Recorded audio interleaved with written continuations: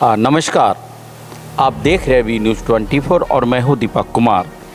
जैसा कि आप हमारे चैनल पे हर तरह की खबर देखते हैं, लेकिन मैं आज उस सभी खबरों से हट करके एक ऐसी खबर मैं दिखाने जा रहा हूं जो शायद इस ज़माने में इस तरह का जो जज्बा रखने वाले बहुत ही कम लोग या कोई बिरला ही होते होंगे जो इस तरह का जज्बा रखते हो। जज्बा वो है कि अपनी माँ को पूरे भारत के तीर्थ स्थल पे तीर्थ कराना, और वो भी सन 1988 या 90 का एक मॉडल है बजाज चेतक। जो बजाज चेतक गाड़ी आप लोग भी जानते होंगे, सुना भी होगा। अपने ज़माना का बहुत ही अच्छा वो टू व्हीलर और स्कूटर माना जाता था। उस स्कूटर पे जो डी कृष्ण कुमार है अपनी माँ को पिछले 5 साल से भारत की भ्रमण करा रहे, साथ ही 2-3 देश को भी यात्रा कर चुके जो हमारे भारत देश के जो सटे हुए देश है, जैसे नेपाल हो गया, मैं हमारे ख्याल से म्यांमार, कौन सा भी देश है मैं उनसे मैं जानना चाहूँ। तो चलिए मैं ज़्यादा देर नहीं करते, मैं डी कृष्ण कुमार से मैं मिलवाता हूँ और उनसे मैं जानने की कोशिश करता हूँ कि ये उनको प्रेरणा कहाँ से मिली, कैसे मिला, और इनके जो इस यात्रा में किस तरह की परेशानी आई, किसी तरह का कोई बाधा आया, किस तरीके से वो पार किया। आज वो इस समय दिल्ली के पुष्प विहार अयप्पा मंदिर में, मैं इस समय अयप्पा मंदिर में ही मैं हूँ और मैं अपने कैमरा में, ये हमारे बीच में है डी कृष्ण कुमार और ये इनकी माता जी है। आपका हमारे चैनल में स्वागत है। पहले सभी वीक्षकों को, आपका चैनल का सभी वीक्षकों को, आपको और हमारा भाई को भी मैं और मेरी माता जी का तरफ से नमस्कार बोलना चाहता हूँ। अच्छा, ये बताइए कृष्ण कुमार जी, जैसा कि मुझे जानकारी मिली और मैं सुन करके रह नहीं पाया और मैं आपके पास पहुंच गया कि, लेकिन आप उस बजाज चेतक को लेकर के अपनी माँ को पिछले 5 साल से भारत की बहुत सारे तीर्थों में ले गए, मेरे ख्याल से अड़ोस पड़ोस के देश में भी आप लेकर के गए। तो ये चीज़ बताइए कि ये प्रेरणा आपको कहाँ से मिली और कैसे ऐसा मन में हुआ कि चलो मैं अपनी माँ को तीर्थ कराने ले जाऊँ या उनको घुमाने के लिए ले जाऊँ। तो ऐसा कैसा आपके मन में भावना जगा? ये हम मैसूर के रहने वाला हूँ। पहले हम एकता कुटुंब में थे, 10 लोग का बड़ा संयुक्त परिवार है हमारा, क्योंकि मेरे माता पिता को मैं एक ही संतान हूँ। मेरे पिताजी को भाइयों बहनों बहुत पसंद है, बहनों को बच्चों को भी हमारा साथ रख लिया, दादा दादी कुल मिलाकर 10 लोग था। इस बड़ा 10 लोग का बड़ा परिवार करने का, रक्षा करने का जिम्मेदारी, पाल पोषण करने का जिम्मेदारी मेरी माता जी का ऊपर था। हर दिन सवेरे से रात तक पूरा घर का काम, रसोई पकाना, कपड़ा धोना, बर्तन साफ करना, ज़मीन पहुंचना, इसी कामों में समय बीत गई, बाहर का विहारी नहीं। Life going on like that. 2015 में मेरे पिताजी स्वर्गवासी हो गया। उसी समय में मैं बेंगलोर में काम करता था। किस डिपार्टमेंट में थे आप? I was working as a corporate team leader in Bangalore.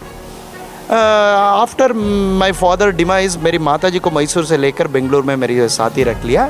मुझको एक आदत है, रात भोजन होने के बाद मेरी माता जी के साथ प्यार से बात करना, वार्तालाप करना, उनका रूटीन चेकअप करना, क्योंकि मैं बाहर काम जाता था ना, पूरा दिन मेरी माता जी अकेली थी घर में, इसीलिए उनका रूटीन चेकअप करना, उनका क्या रिक्वायरमेंट्स है पूछा।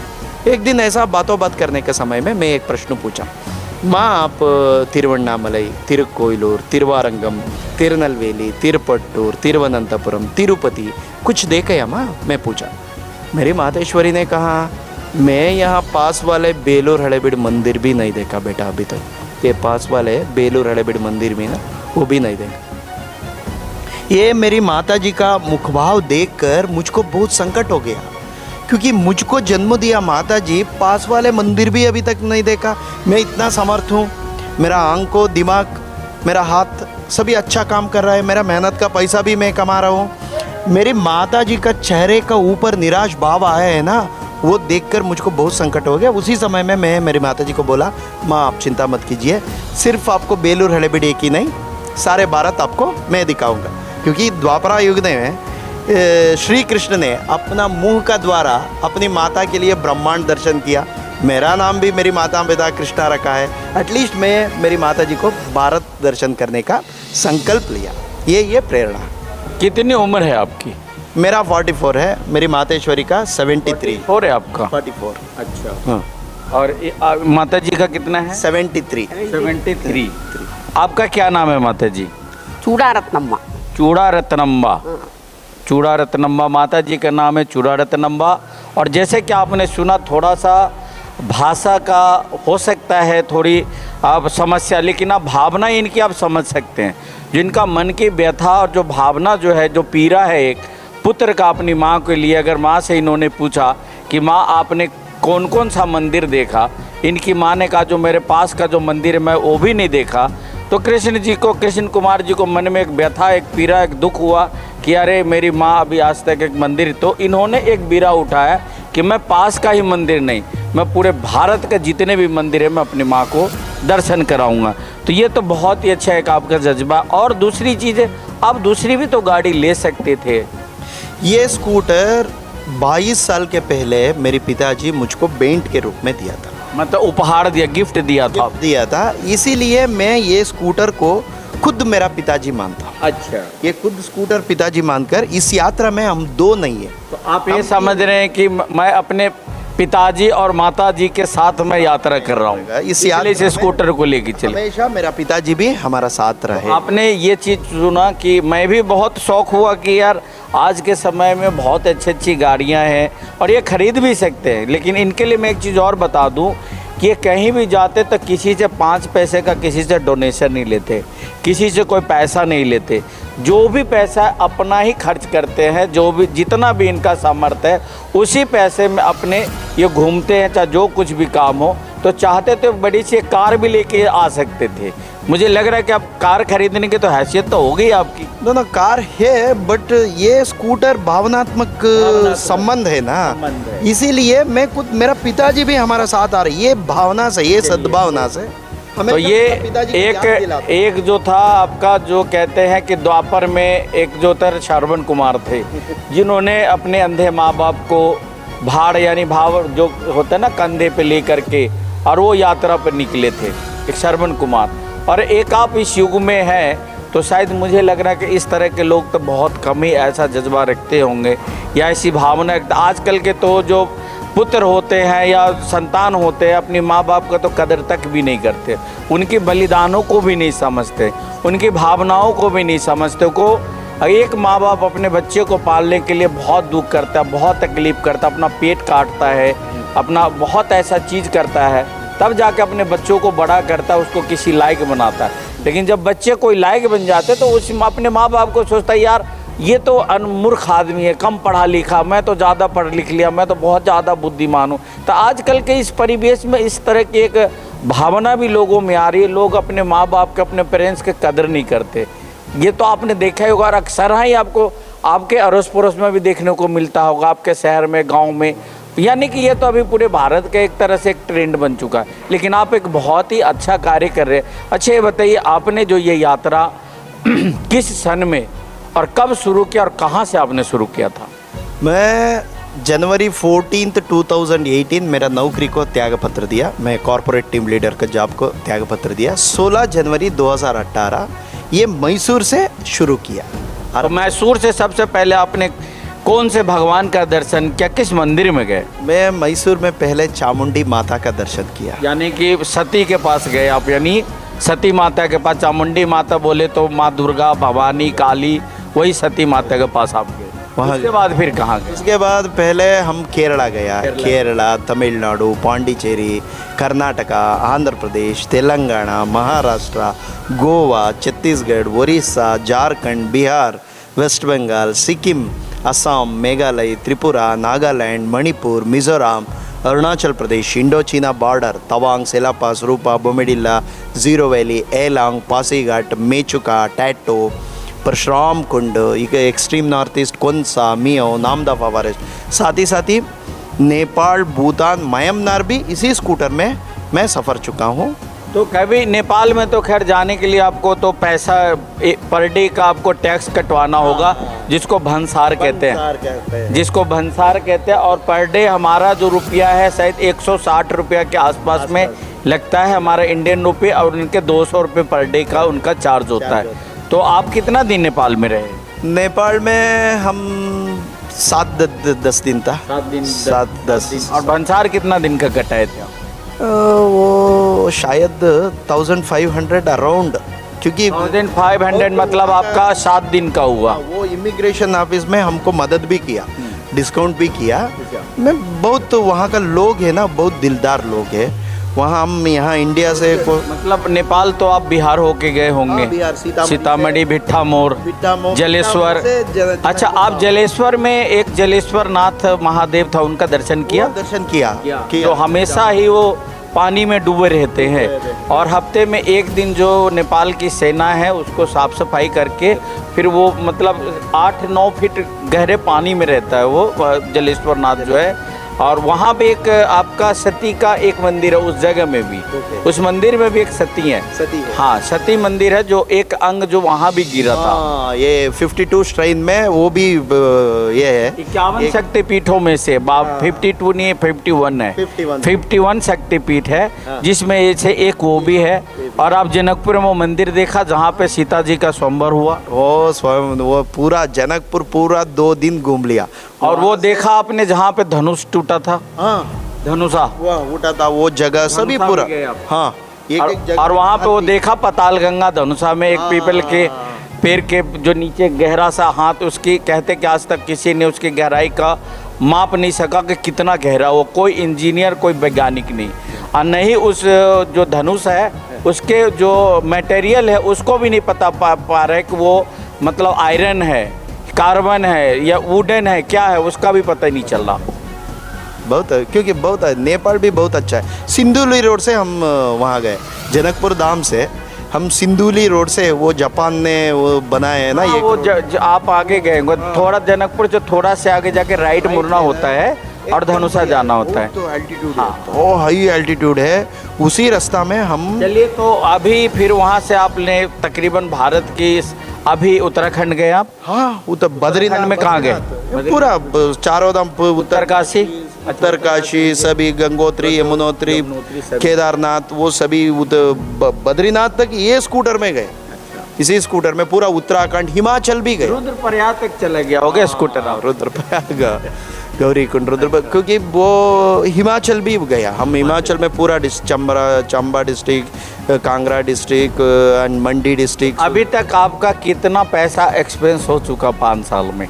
मैं ऐसा काउंट नहीं करूँगा, क्योंकि ये माता जी का सेवा है ना। ऐसा है ना, ये भी है कि कोई इनकम तो है नहीं, जो भी अपना रिजर्व है उसमें से ही जा रहा है, तो एक न एक दिन तो वो रिजर्व भी खत्म हो जाएगा। कहते हैं कि अगर इंटरेस्ट आता है। अच्छा, हम एफडी, मेरी माता जी का मेरा सैलरी इंसेंटिव 13 साल में कॉर्पोरेट टीम लीडर था, उसी समय का पूरा सैलरी इंसेंटिव मेरी माता जी का अकाउंट में रख लिया है। हर महीने हमको इंटरेस्ट आता है, वो इंटरेस्ट को इस पैसे से आप मैनेज करते हैं। ओके। कभी गाड़ी खराब हुई रास्ते में? ऐसा नहीं, ये ज़्यादा वो मैकेनिक लेटर ब्रेक को भी टूटा है। वो बजाज में अक्सर टूटता है, जिसका जो क्लच वायर जो होते हैं वो अक्सर, तो आप अपने साथ लेके चलते होंगे 2-4 वायर? ये एक्स्ट्रा पूरा मेरा क्लच वायर खुद बदल लेते हैं? खुद नहीं, थोड़ा मैकेनिक का सहारा लेके, हेल्प लेके। मैं खुद जनरल चेकअप, मुझको पता है, general checkup, water wash, spark plug clean करूँगा, कार्बोरेटर क्लीन, ये मैं खुद। अच्छा, आपके बाद जो आप यहाँ से अब आपकी कहाँ के आगे की यात्रा है? यहाँ से हम मथुरा, यहाँ से निकल गए वृंदावन, मथुरा, गोकुल, सभी जगह मेरी माता जी को श्री कृष्ण जन्मस्थान। वृंदावन में 21 किलोमीटर का परिक्रमा भी है। हाँ, वो भी हमको इन्फॉर्मेशन जानकारी मिला है, वो भी स्कूटर में चल सकते हैं, वो भी बोला है। अभी थोड़ा बहुत लंबा सफ़र है ना, इसीलिए मेरी मातेश्वरी को अभी तक हम नहीं, लंबा नहीं है, वहाँ पे 21 किलोमीटर आपको ज़्यादा नहीं, 2 से 2.5 घंटे में आप ना पूरा जो वहाँ पर जो है आपका जो कहते हैं कि इंद्र जो मान भंग मंदिर है, जहाँ पर गिरिराज जी ने वो पर्वत उठाया, वो सब 2-4 जो है। एक आपका कहते हैं कि एक जगह के नाम में चूतर टेगा कहते हैं, वो है। फिर आपका राधा कुंड हो गया, तो ये सारा चीज़ है वहाँ पे। राधा कुंड वो चीज़ है, राधा कुंड के बारे में आपको जानकारी है? नहीं है, अभी नहीं। जब वो भगवान बाल स्वरूप थे तो उस समय अरिष्टासुर नामक एक मतलब कंस ने एक राक्षस को गौ के भेष में भेजा कि तुम जाओ कृष्ण को वध करके आओ। तो वो गौ के रूप में आया, उसका नाम था अरिष्टासुर। वो आया कृष्ण जी को मतलब अपने कान्हा को मारने के लिए, तो अपने कृष्ण भगवान ने बाल रूप में ही उसका वध कर दिया। तो जब वध कर दिया तो क्योंकि वो तो गाय के रूप में था, तो गौ हत्या तो लगा। जैसे राम जी ने अब लंका से सीता माता को छुड़ा के लाए, रावण को मारा तो ब्रह्म हत्या लगा, तो वहाँ रामेश्वरम का निर्माण हुआ वहाँ उस जगह पे। उसी तरीके से जो अरिष्टस जो सुर है जो मरे, तो राधा जी बोली कि अब आपको तो गौ हत्या लग गया और आपको तो इसका प्रायश्चित भी करना पड़ेगा, यानी कि इसको आपको तो कृष्ण भगवान थोड़ा नहीं सुने तो बोले जाओ मैं बात नहीं करूँगी, आपको तो सभी जगहों में उसको मतलब करना पड़ता। तो भगवान ने वहाँ पे गंगा जी अपने उससे कुंड खोदे, वो उसका कहते श्याम कुंड, उस जगह पर राधा कुंड का नाम, उसको कहते श्याम कुंड, ठीक है। और उसके बाद में फिर राधा जी भी अपनी कंगन से एक कुंड खोदे जिसको कहते राधा कुंड। तो उस राधा जी ने उस कुंड का पानी मानसी गंगा से लेकर के आए, और आप जाएंगे वहाँ देखेंगे दोनों कुंड का संगम है, एक कुंड का पानी काला है, एक कुंड का पानी सफ़ेद है। तो राधा जी को जो कहते हैं होली अष्टमी जो होता है कि हमारे जो नॉर्थ इधर जो दिल्ली है, पंजाब है, इस सब एरिया में, जैसे कि हम लोग का बिहार में ना जो माता अपने पुत्र के लिए जितिया का व्रत करती हैं, तो जितिया करते हैं अपने पुत्र के लंबी आयु के लिए। इसी तरीके से इस यहाँ पर अपने बच्चों के लिए होली अष्टमी करते, जो करवा चौथ के 4 दिन बाद आता है। तो वो होली अष्टमी साक्षात राधा रानी जी है। और ऐसी वहाँ पे मानता है अगर किसी को कोई संतान नहीं होता है, अगर उसको संतान सुख प्राप्ति नहीं है, आप होली अष्टमी के दिन पति पत्नी व्रत करें और वहाँ पर जाके आप स्नान करें तो आपके गोद भर जाते हैं। और ऐसा मानता और होली अष्टमी के दिन वो छोटे से जगह पर लाखों लोग जाते हैं वहाँ पे, तो वो भी आप देखिएगा डेफिनेटली, ठीक है। क्योंकि थोड़ी सी मैं आपको जानकारी मैं दे दिया हूँ, ठीक है। वहाँ पे एक गोपाल कुंड है, बहुत सारा चीज़ है। थोड़ा आप चलेंगे तो बीच में हल्का सा हिस्सा राजस्थान का भी आ जाता है, थोड़ा सा 1-2 किलोमीटर का एरिया है बस। फिर यूपी, फिर राजस्थान, फिर यूपी, तो ऐसा आप जाएंगे, ठीक है। तो अब वृंदावन से फिर आपके अब घर वापसी कब तक है? घर आगे हम अभी जम्मू कश्मीर तक सफ़र किया है ना, अभी हमारा घर तरफ जाएंगे, बाद में थोड़ा जयपुर, जोधपुर, उसी जगह में थोड़ा गुजरात जाके वहाँ से हम टर्न ले लेंगे, टर्न हो जाएगी। तो चलिए, ये तो हमारे कृष्ण कुमार जी। तब मैं इनकी माता से थोड़ी मैं बात करता हूँ। हालांकि ये साउथ के हैं, साउथ में मतलब शायद कर्नाटक के हैं आप है, तो लोगों का जो भाषा शायद कन्नड़ भाषा है आपकी, कन्नड़ है। तो उधर तेलुगु, कल्याण, मलयालम, बहुत सारे भाषा, तो हम लोगों को तो एक ही जैसा लगता है साउथ की जो सभी भाषाएं हैं। तो इनकी माता से बात करते थोड़ी ये हिंदी कम समझती है, और आप बोलेंगे भी तो टूटी फूटी हिंदी बोलेंगे, तो हो सकता है मैं उसके समझा दूंगा। तो माता जी नमस्ते। नमस्ते। क्या नाम बताया था आपने अपना? चूड़ा रत्नम्मा। चूड़ा रत्नम्मा। तो आपको इस सफ़र में कोई परेशानी हुई इस स्कूटर में बैठने में, चलने में? क्योंकि बुजुर्ग हैं आप, उम्र भी आपकी हो चुकी है, 2 पहिया पर आपने बहुत हज़ारों किलोमीटर का आपने सफ़र किया, म्यांमार भी गए, आप नेपाल भी गए, आप भूटान भी गए, और भारत के तकरीबन आप बिहार, जम्मू कश्मीर, उत्तराखंड, हिमाचल, दिल्ली, पंजाब, हरियाणा, आपको बिहार, उत्तर प्रदेश, झारखंड, ये सभी जगह पे आप हो कर के आए। तो कैसा लग रहा आपको, सो बताइए, कैसा अनुभव है, कैसा मन? मतलब मेरे पति के ज़माने में मैं कुछ भी नहीं देखा था, सिर्फ रसोई घर के कामों में मेरा जीवन बीत गई थी। 4 दीवार के अंदर ही मेरा समय बीत चुकी हूँ। बाहर का विहार नहीं था उस समय, इसलिए मेरा बेटा, वो मेरे पति चल बसने के बाद मेरे बेटा इकलौता पुत्र है, इसलिए वो अपने साथ ही मुझको रखकर अच्छी तरह देख रहा है। जीते रहते समय, अंदर जिंदा रहते समय अम्मा जी को सब कुछ दिखाना, ऐसा चाहकर मेरा बेटा मुझे सारे देश को दिखाया है। सारे भारत के अलावा नेपाल, भूटान, म्यांमार ये भी दिखाया है। कन्याकुमारी से कश्मीर तक जितना पुण्य क्षेत्र है हमारे भारत में, उन सभी पुण्य क्षेत्रों का दर्शन करा के, वहाँ नदियों में नहा के, तीर्थ प्राशन करके मंदिरों का। कितने नदी में नहाए? हमारे देश में कहते हैं कि हमारे भारत के अंदर 22 पवित्र नदियां हैं, जो कि वो सभी नदी रामेश्वरम के अंदर में सभी कुंड के स्वरूप में वहाँ पे नदी नहीं नहाए तो रामेश्वर चले जाओ तो पूरे देश की नदी आप नहा लेते हैं। तो रामेश्वरम भी गए आप? हाँ, रामेश्वर भी गए। हमारे काशी में तीर्थ है ना, काशी में जाकर वहाँ तीर्थ लेते हैं ना, वो तीर्थ लेकर वहाँ रामेश्वर में और एक वो धनुष का डालते टुकड़ा हैं। वहाँ पे भी है, धनुष कोडी वो में डालकर जो राम जी का टुकड़ा था वो टूटा तो वहाँ पे। वो तीर्थ वहाँ अच्छा, ये कभी स्कूटर पे कभी तबीयत खराब हुआ, कभी इस तरह का मतलब थकान हुआ कि दिल करा कि अभी आगे नहीं सफ़र करना है, मैं थक गई हूँ, मैं नहीं चल सकती, नहीं बैठ सकते, ऐसे कभी हुआ? हाँ, ऐसा नहीं हुआ, नहीं हुआ। नहीं हुआ। आराम से बैठती हूँ गाड़ी में, पीछे का सीट है ना, व्हील है ना, वो मुझे सपोर्ट होता है, उसे लगा कर बैठती हूँ। वो दोनों ओर पैर रखकर बैठती हूँ, मुझे सिखाया है मेरा बेटा। हाँ। इसलिए कोई आराम से तो बेटे ने शादी क्यों नहीं की?